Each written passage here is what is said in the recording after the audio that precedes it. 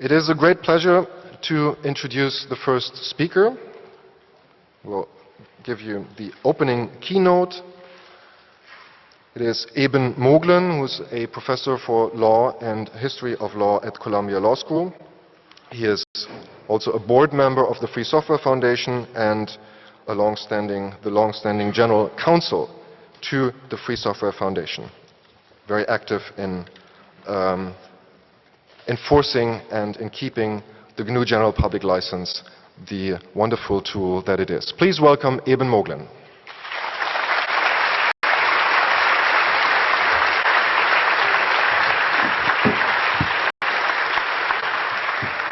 Thank you.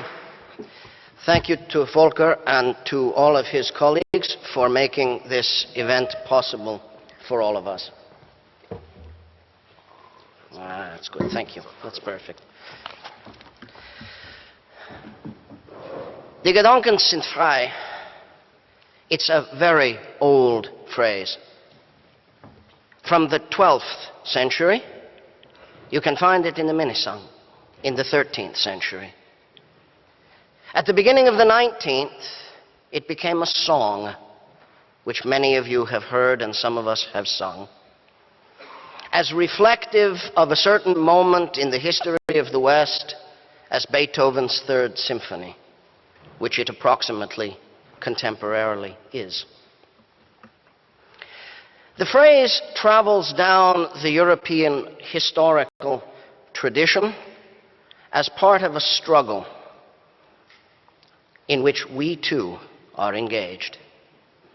The struggle for freedom of thought is as old as European politics, and it underlies who all of us are today. It exists in relation to a long-standing struggle against various forms of control of thought, each characteristic of the political and economic moment in which they temporarily triumphed. Whether it is the control of education and publication by the Universal Catholic Church, the control of printing and censorship of learning by state power, or the control of knowledge and culture by owners, capitalistically motivated and ideologically inclined, we have been struggling against power for the freedom of thought for a millennium. The struggle for freedom of thought, which is universally admired, though not always actually supported, goes along with a much less universally admired struggle for economic justice and the equality of persons. Die Gedanken sind frei. What's its contemporary little phrase or verse? Well, I would nominate one. When Adam delved and Eve span, who was then the gentleman? The phrase attributed to John Ball, the leader of the Peasants' Revolt in England in 1381. We have associated the struggle for human equality with the struggle for freedom of knowledge, and we have associated them rightly. They belong together. Because the recognition of individual possibility to allow each to be what she and he can be rests inherently upon the availability of knowledge. The perpetuation of ignorance is the beginning of slavery. So we are part, then, of two struggles, whether we like it or not. A struggle for the freedom of thought and a struggle for justice to persons. That the ownership of culture, the commoditization of learning, poses a danger to a movement for equality and economic justice is obvious to all. This is, as Thomas Kroeger just pointed out, I think very eloquently, an inherent part of the problem of globalization, whose sunny side we are. For globalization otherwise means the impoverishment of workers through remorseless competition between the rich and poor parts of humanity. A struggle conducted for the benefit of the shareholders, that is, the few, through limitations of knowledge available to the many. Accordingly, we meet the 21st century not as the inventors of something new, but as the latest generation struggling for ideals that are very old. What differentiates us from those who have struggled in the past, as Volker just identified for you, is a change from utopianism to practicality. From the moment at which that movement for freedom of thought and economic or at least political equality began to gain momentum in the middle of the 18th century, those struggling for freedom were condemned to utopianism. The ideals of the American and French revolutions, which brought what there was of freedom of thought and equality of persons into being at the end of the 18th century, necessarily rested upon hopes, upon dreams and beliefs about what might be possible under conditions of tumultuous and unprecedented transformation. The Constitution of the United States, as one of its greatest interpreters has pointed out, is an experiment. To Justice Holmes and to all those lawyers and judges who over 200 years struggled to turn that experiment into practical reality, much is due. But we must also recognize, as photographs from Iraq have shown this year, that it remains in substantial part a dream subject to political disruption by those operating under the control of power. Utopianism has also the heavy drawback that the struggle to perfect a world never before experienced often turns violent. As dreams confront unexpected realities, and the dreamer has little choice but to lash out against the tyranny of fact. And so the struggle for freedom of thought and the struggle for economic equality has been substantially limited in prior generations by the inevitable reliance upon a dream of a perfect future never experienced before. And it is not insignificant that in all the European languages, the phrase, the word used to designate that perfection, utopia, means nowhere. For it is, after all, a struggle to achieve what has never been achieved, a struggle to bring about conditions that would allow human beings to be what they have never been. New socialist man, the perfect citizen of the perfect republic. These were noble dreams, and the struggle to achieve them, even at its worst, has a nobility to which we aspire. But we are fortunate, because ours is a movement built not on dreams, but on actualities. Ours is an ideology of change which depends not on what might be, but on what already is.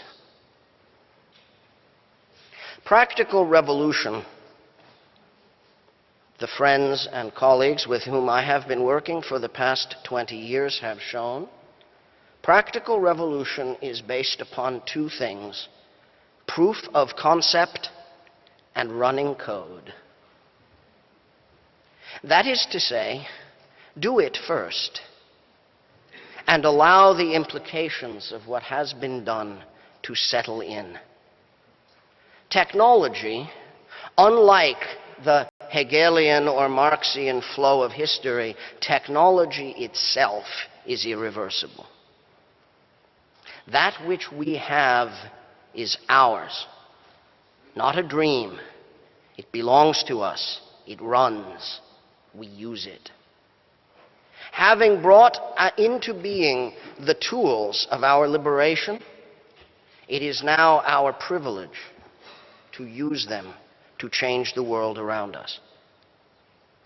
This is our special role in the long history of the struggle for freedom of thought. The conditions which brought about this unusual situation, a revolution based not on dreams about what might be, but on recognition of the full implications of what is, this situation we owe to the industrial capitalism of the 20th century. It must go down in history as having adroitly worked its own destruction.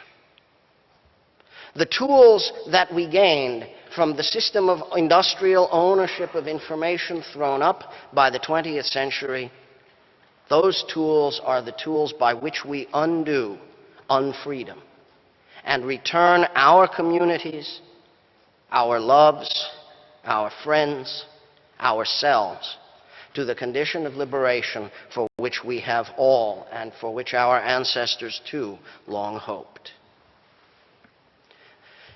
The technology of the 20th century makes our liberation possible because the technology of the 20th century turned solidity into digital air. All that was solid, it was said, would melt, and so it did. The 20th century knew information as physical artifacts, stuff that cost money to make, move, and sell. More than at any moment in the prior history of human beings, die Gedanken sind nicht frei, by necessity, because the stuff had costs. Thomas Edison made it possible for music, which had been for the whole history of human beings an act of communion, a thing inherently shared. That music turned into a product, an object, a commodity. And from the commoditization of art grew the belief that art could be owned, which made sense, even when art was bumps on a thin piece of tinfoil in a plastic disc. But art has returned to the formlessness from which it came.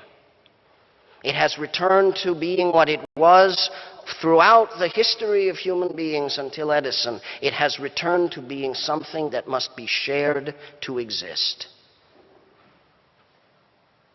The technology of the late 20th century reversed the conditions of power that made it. This is not the first time that that system of social production called capitalism has had that effect. When I wrote a little thing called the Communist Manifesto some while ago, I was doing it in order to show that a form of social analysis characteristic of those searching for freedom in the 19th century might bear some recognition in the 21st. Not as a matter of normative political analysis, but as a comment on the actualities of the day.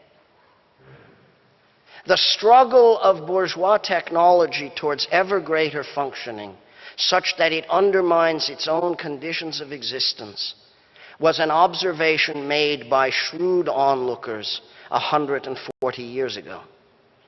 And we live in the fulfillment of its truth. Ownership struggled to reduce its costs, to hold down the costs of making the commodity in order to free itself to greater profit. And in the end, as was so shrewdly noted in the 1860s, all that was solid melted into air, and air was something that we all knew we could freely breathe. And so we found ourselves confronting a system of power based upon ideas of property relations that the technology of the owners was already making obsolete. It is not possible for industrial organizations to do a better job of distributing music than 12-year-olds can do. Hence, the world in which the music industry confronts the children on the barricades, attempts to jail them, fine them, control them, and loses. The same is true for all the other forms of art given to us by the 20th century and being freed by the very technology that the controllers of artists hoped would control art even further.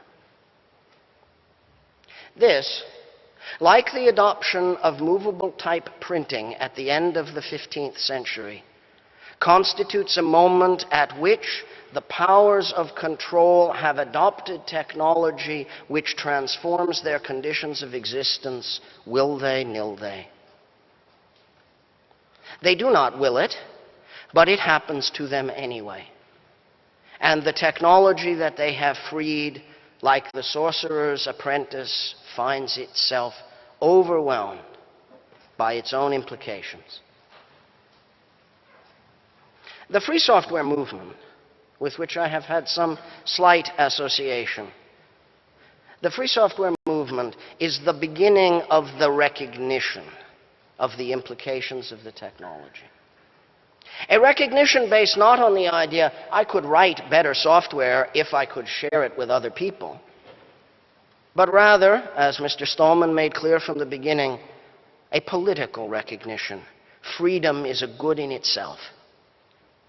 Inhibiting sharing, prohibiting people from teaching what they know to others and from learning what they want to know themselves is wrong. The free software movement was not a technology movement. It was a phase of the struggle for freedom of thought in technological guise. It took advantage of technological reality to bring about a deeper scrutiny of political possibility. And we are here today because those political possibilities have sunk in. There is not a government on earth any longer which fails to comprehend the social possibilities of the freedom of software as a development strategy for an economy, as an education strategy for a population, as a reassertion of the public's right to get what it pays for in the public servants whom it employs to think and devise and to improve the infrastructure of social life.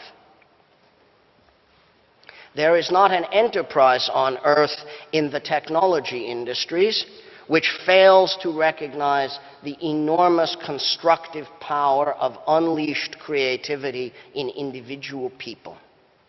This very week, an organization, Sun Microsystems, which has shown in the past a belief that great software could be made in secret behind closed doors, has decided to reconsider that proposition with respect to the most important software asset that it possesses. There is not a culture business on earth which is unaware of the competition in which its distribution arm now finds itself with freedom as its most dire competitor. Once upon a time, that this was a political movement for freedom was a secret. I knew it, Stallman knew it, you knew it. It's not a secret anymore. Everybody knows it now. What we are struggling for is clear. There are days, of course, upon which we prefer not to say it too loudly. We are engaged in negotiations. Quiet, please. We are respectable today. We are wearing a suit. But we have not forgotten what we meant to do. We meant to make freedom, and we are making it. This puts us, happily in my case, I hope happily in yours, in contention with power.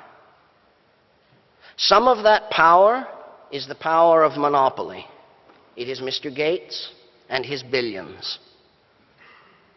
Some of it is contention with habit. it takes a lot of trouble to get people to change the word processing program that they use.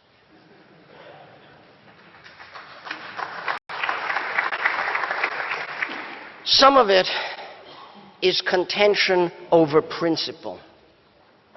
Is it free when it is freedom from, or is it free when it is freedom to?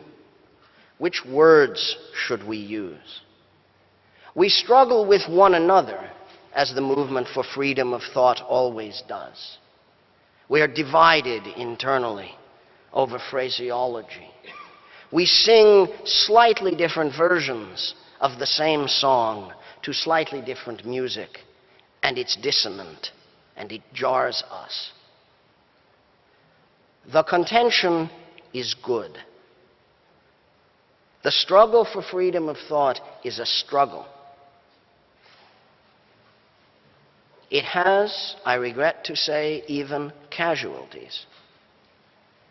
Though the good news for us is that there will be no guillotines, no blood in the streets, no commune, and no suppression of the commune. Because freed of the burden of utopian assumptions, liberated from the need to dream of what has never been, we are able to pursue our struggle relentlessly and remorselessly on the basis of what there already is today and what we with our own hands can make out of it tomorrow. Proof of concept plus running code equals revolution. The network society, which has restored our sense of primary contact, unintermediated, not through Mr. Murdoch, not by way of Mr. Gates, but directly with one another,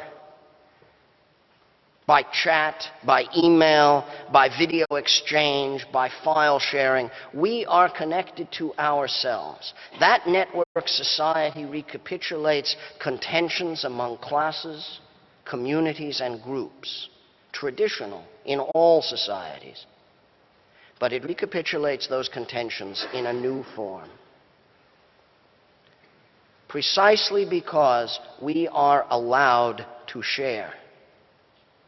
We are not struggling for primacy in the market. We are not struggling over which class will possess the means of production. We know where the means of production are. They're inside our own heads. We are struggling to come into ourselves. We need not take anything away from anybody else. There will be losers. The losers are those who have proposed to own what we have made. But we are not required to do more than to exist as creators and to share our works. In December of 1989, when some very positive events had happened in Prague, I went down into the New York City subway one day, and I found a man down there who plays the violin for money in the subway at his usual place.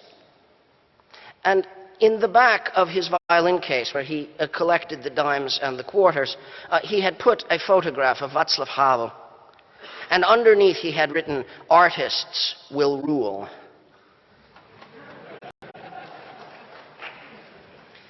That's us. And he's right. It's a struggle. It has winners and losers. It is a velvet revolution. It is the fulfillment of long hopes and the deepest of dreams. And we are fortunate to carry it to fruition this time. The network makes it possible for us. What we have done is what we build on, but we have to keep it safe.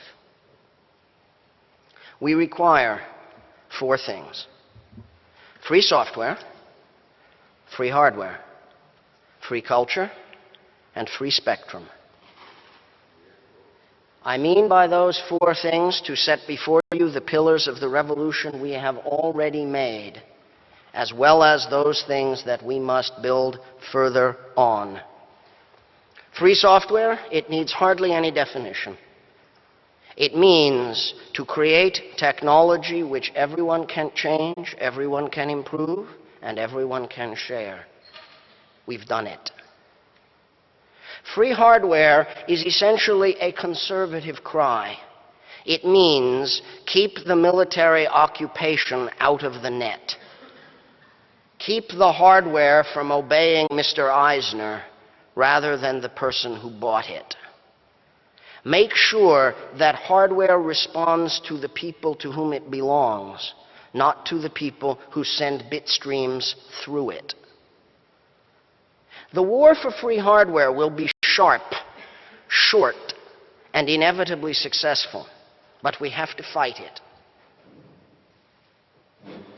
There are forces in our societies which believe that only if every single electronic device is under their control is their business model safe. They're correct.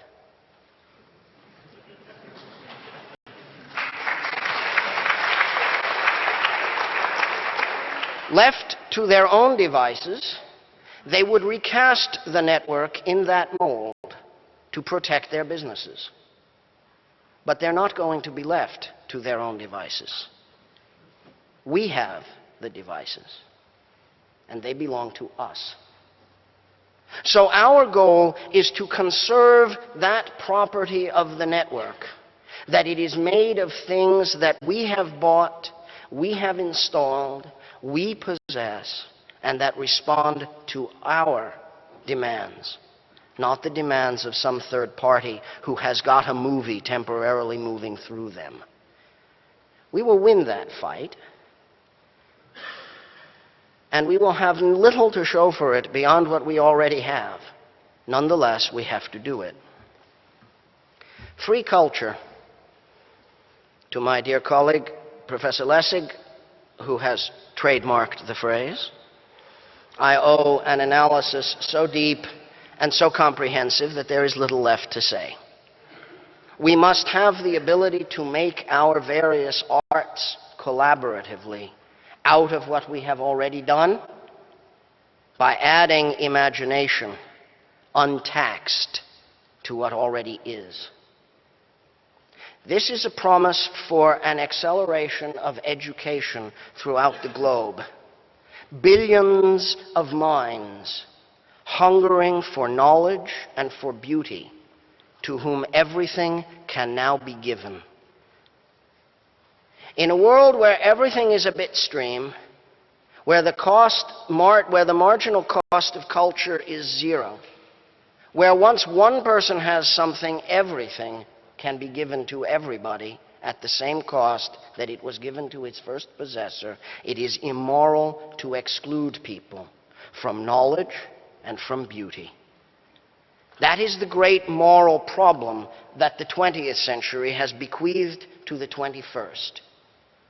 We can eradicate ignorance at the expense of a few.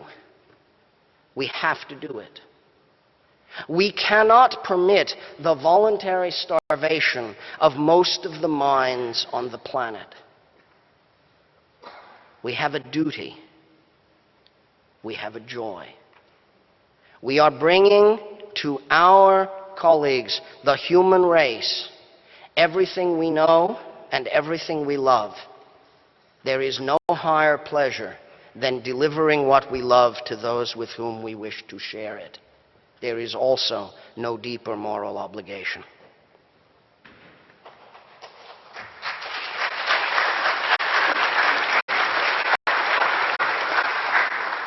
Free hardware and free software are 2/3 of the platform for free culture. But without bandwidth, boxes sit dumb. We must recapture for everyone the common property of the electromagnetic spectrum. Every legal system at its bottom agrees that the spectrum is common, that it belongs to all. And every legal system denies as practical reality what it proposes as principle. Every system continues to maintain that government must control how spectrum is used, sometimes quite explicitly for the purpose of remaining itself in power, sometimes in a claim of some civilizing mission on the belief that government and only government can really artfully determine who ought to speak to the masses in the interest of the expansion of knowledge. And sometimes, as in my society, out of sheer venality. We, the politicians, have taken bribes from you, the media owners, and we will faithfully reflect the interests of our masters who have put us in. But whatever the reason may be, whether venality or lust for power or a misguided belief in the superiority of government wisdom about who should speak to many, spectrum allocation is an evil whose time has come.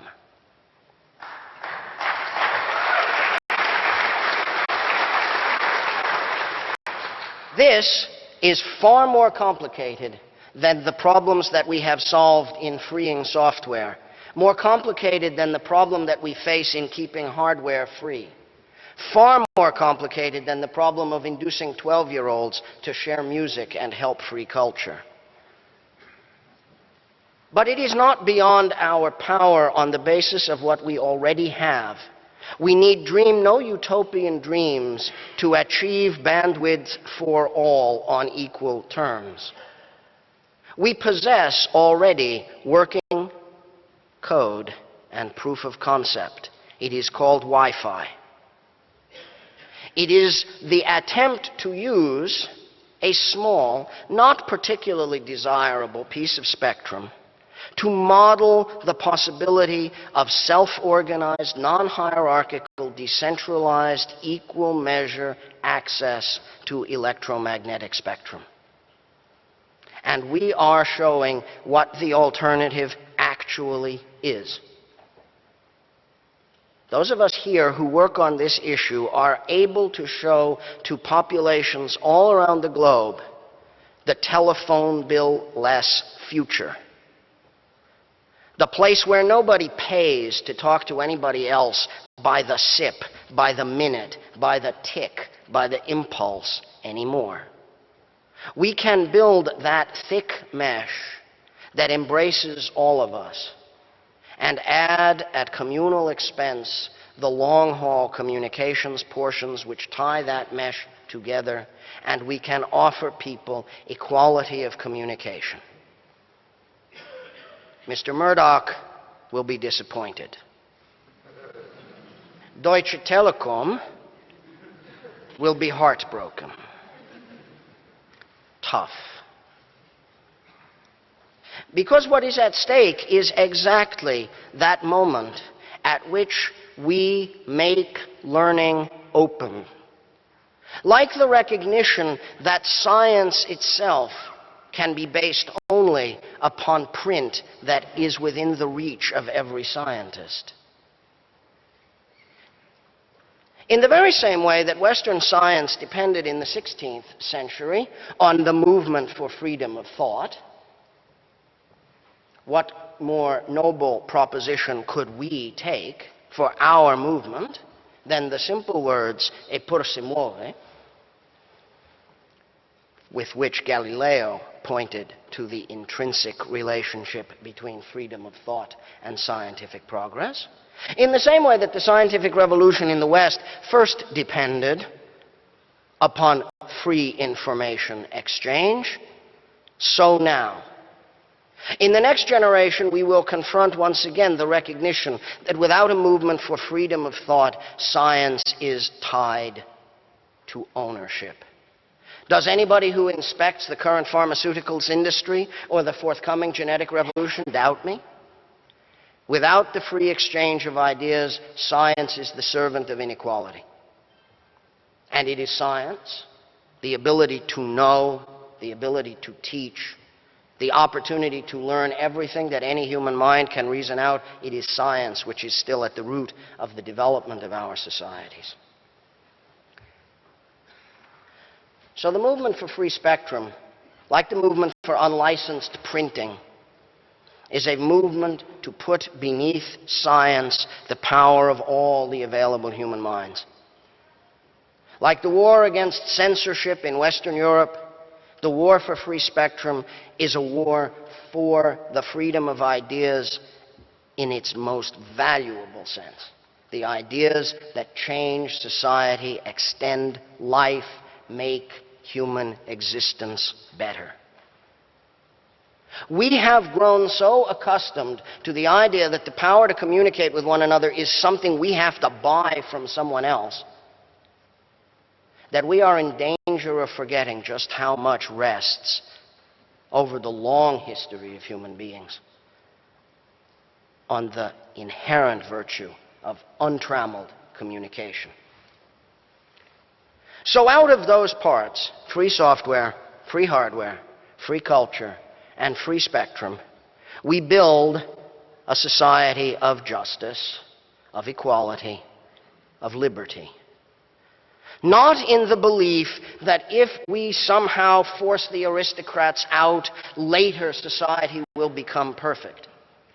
Not out of a belief that there's some class needing liquidation, and then we imagine human beings can change. Not a dream about nowhere, but an attempt to move what we have within our apartments, within our workplaces, within our schools, out into the larger world, where it can begin to fulfill its perfectly legitimate, necessary, inevitable work of liberation. We have turned the freedom of ideas into an instrument of social change. We have become what all our ancestors dreamed of becoming. People who can take what is and make it the method of liberation. We have been singing it for 1,000 years. Die Gedanken sind frei, my thoughts freely flower. I think as I please, and this gives me power. No scholar can map them, no hunter can trap them, no man can deny. Die Gedanken sind frei. In a network that circles the globe, built of freedom and responsible to no master, humanity will at last be able to hear itself think. This is what we have dreamed for. This is what we have built for. This is what we have designed. This is what we have coded. This is what we have licensed. This is what is out there in use already. We live amidst the tools of our own dream, and this rich, shining moment is the moment where we take them up and turn them deliberately in the struggle for freedom which we have long hoped to prevail in. This is another great moment in the long history of the search for liberation. And the difference is, this time, we win. Freedom, now. Thank you very much.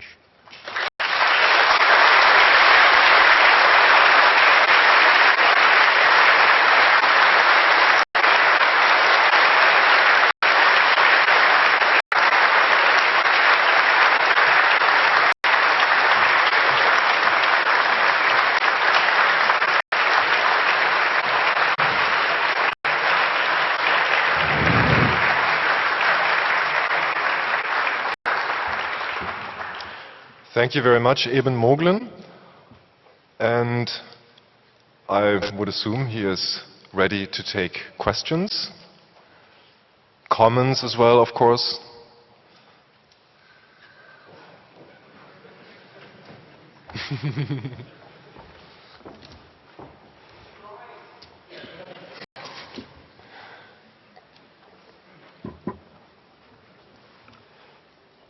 There should be at least some objections.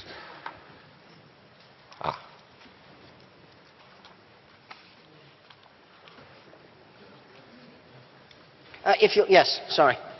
Hello. My name's Daniel Pisano. I come from Darmstadt.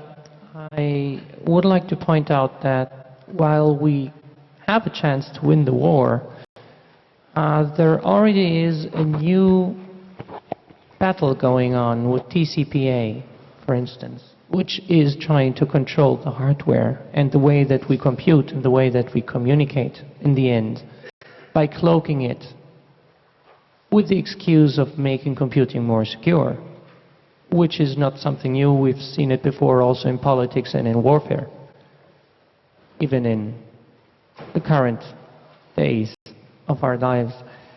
My question is, how many battles will we have to endure until actually we will win the war, as you say, or as you have predicted? This is my first of 3 questions, and I will wait for the answer before asking the other 2. Trusted computing is one important aspect of the struggle for free hardware, right? That was what I meant to speak about. It is correct that there are, at any rate at the moment, for the moment, lots of manufacturers of hardware who see a possible advantage to them in the construction of hardware controlled not by the human being, but by the bit stream that runs through it. You're right that security is one aspect of the claim made in support of such hardware. Privacy, the control of personal data from inappropriate use is yet another. And of course, the protection of the content manufacturers against distribution competition is the unspoken third.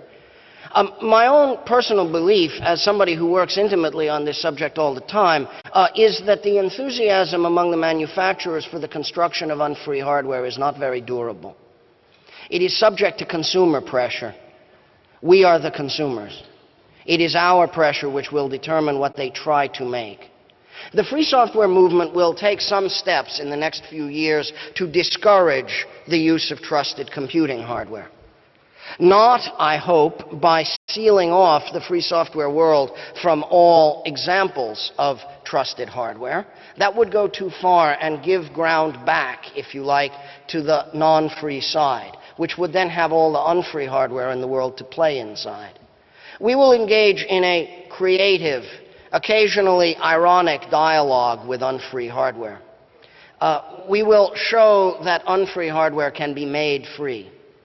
And we will discourage the manufacture of unfree hardware by helping consumers to choose freedom over slavery wherever possible. How many battles will there be? It remains to be seen.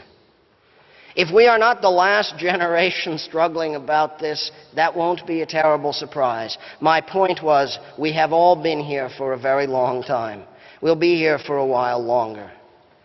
What I think we can do is to use tools that are already in our possession and that dwarf anything that was ever possible before, self-consciously, determinedly, in favor of freedom.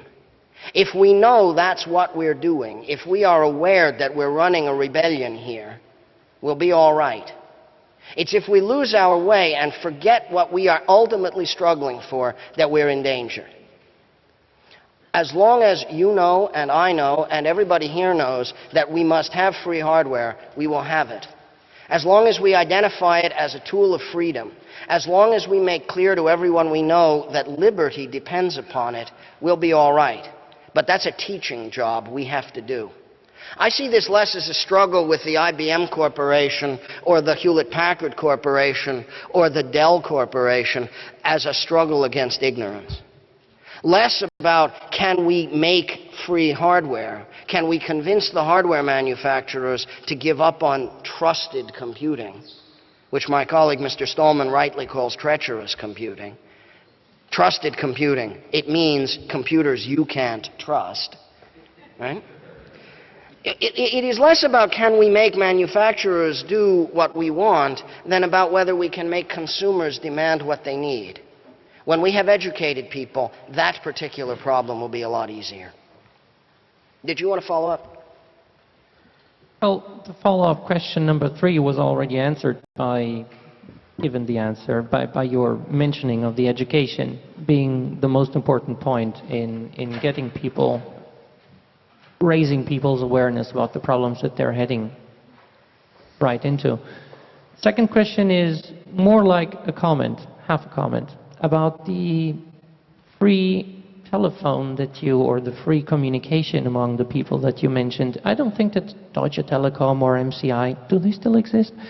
Or any other communication company will lose in this game, because they are already, well, you have flat rates for DSL and for broadband access, and they already understood that voice over IP will be the future, and they're switching their telephone systems and their marketing strategies into that direction, and they will be all placed in their little nests, very well, waiting for people to pay the bills, not for the minute, but for the volume. So I don't think that that will be a problem for them. It is true that up until now we have dealt with unshrewd opposition. The Microsoft monopoly was not smart in its dealings with free software. More stupid than the recording industry, it would be difficult to get. The telecoms companies have, I agree with you, a better strategy. They can pursue the task of convincing you that wireless access is something you should pay for, and they will have pretty good luck in doing so for a while. Starbucks coffee, which I regret to see is also in Berlin, so I can speak about it as a thing in the neighborhood. Starbucks coffee, which has honeycombed the United States, has a deal with T-Mobile. You can pay $6 a day or $30 a month, and you can have wireless service in Starbucks. So I built a little experiment, a piece of performance art in Manhattan Island. I found people who lived within 100 meters of Starbucks, and I gave them wireless routers and got them high-speed service from a supplier who didn't care if they reused it. And I put a costless hotspot inside the Starbucks that way. So you walk into my liberated Starbucks, and it just works. If I'm not violating anybody's trademark in using that phrase. I do the same. Right? So the problem for the telecoms companies is they have very high fixed costs of construction, and we can build more cheaply than they can.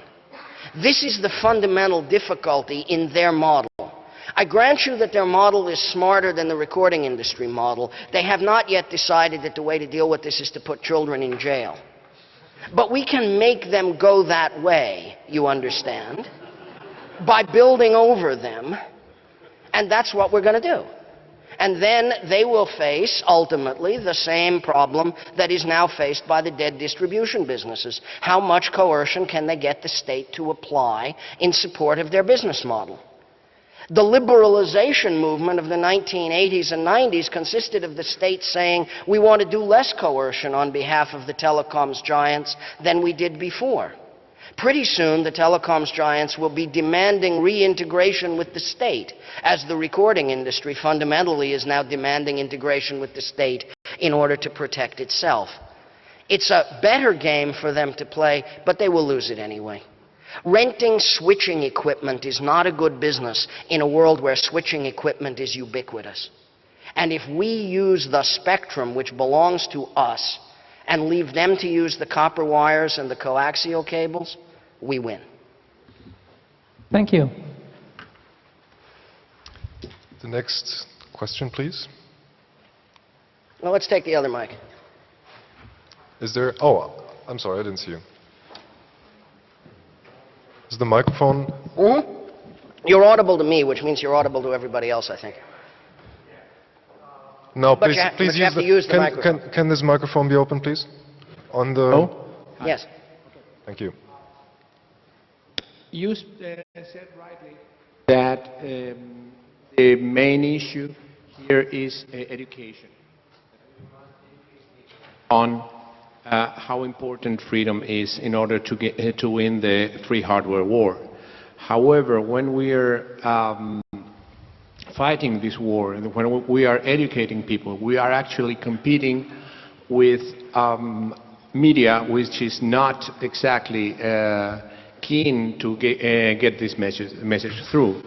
And with their minions in governments, I'm from Argentina, and I must apologize here for our government, who recently suggested WIPO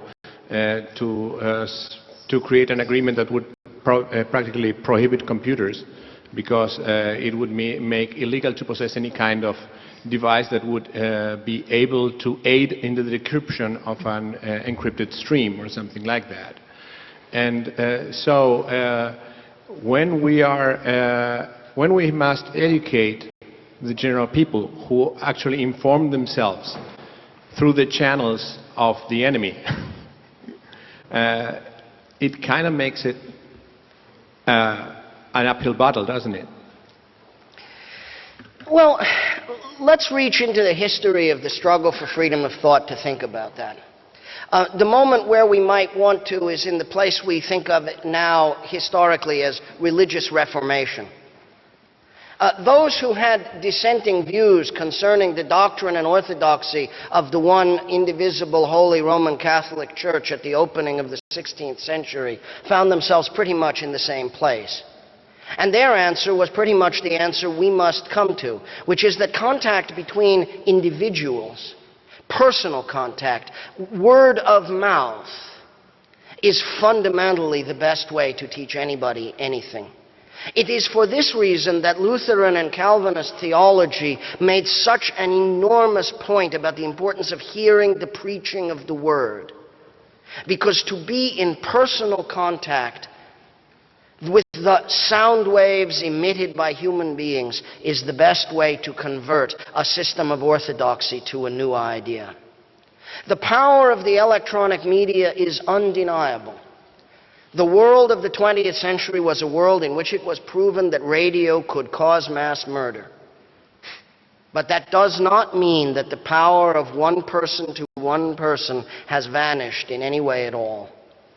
I grant you the feeling of sadness at being an Argentine. You have to sympathize with my feeling as a citizen of the American Empire.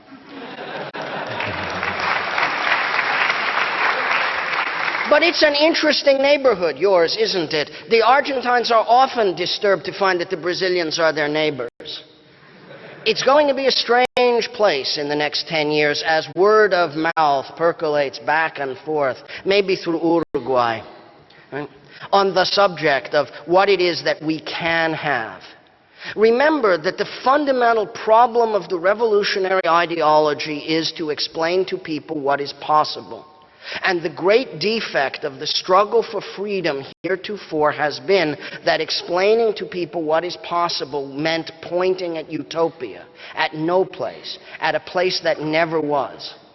It will now be possible for us to point at things that are. Very soon there will be enough municipalities around the world where free municipal wireless networks exist, where everybody is connected all the time to everybody else, that it will be possible to say to people, why don't you want that? And point around the corner. It is true, of course, that Mr. Murdoch will not be pointing with you, but people will listen to you. You are the apostle of a new faith, and it is a faith whose miracles can be seen in front of people. They can be proven. They can be tested. They can be tried. When you have that going for you, you have much. If you retain your own faith in the ability to get that message across, you will succeed. We have time for one more question. If you could be brief, please. I'd like to first say that freedom is like a pyramid. It's about trying to unseat the few at the top with the many at the bottom. I come from Africa, and I think that we can divide freedom into political, economic, and then finally intellectual freedom. I believe you're talking about intellectual freedom. Africa only received its political freedom within the last half-century. Now, if you take the struggle for freedom that you are considering and speaking about, which is removing the bonds of the few to the many, I think the logical progression is going to be that the Western hegemony over the world is going to change. As in the West is no longer going to rule the world. And I want to know whether that is feasible or whether you believe that can happen. For example, nobody would ever dream of invading or bombing the smallest, weakest nation in Europe today, but we have Iraq. So I just want to pose this as a question for thought to find out whether freedom is real or it's only for a few people? All questions of this kind depend upon an assessment of the time scale, right? I have said here in the arrogance of wealth and in the comfort of my own life in the West that this is the generation in which at last we win.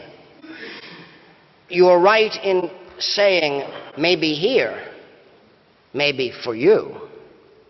But what is changing, as you rightly suggest, is a fundamental shift in the global basis of power. Ask this question. At the moment when I began my talk in the 13th century, were the Europeans in charge of the world? No, not even close. A backwater. A place of low culture and low civilization as seen from a high civilization place. Take, for example, Baghdad. What one might have said was that certain technologies, particularly the technologies of maritime commerce and naval armament, put Europeans in control of the world for 500 years. We are now in the decay of that power. What comes next is what happens when human minds around the globe are liberated under conditions of equality. It will take generations to build that network out so that it embraces every human being who is here. But the process, once it begins, is hard to stop or reverse, as the march towards European domination of the world was hard to stop and to reverse for 500 years.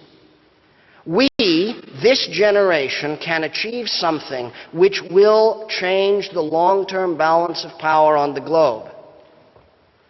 We can't do more than that, but if we do that, we have done a good day's work and can go to rest satisfied. Thank you very much. Big hand to Eben Moglen again.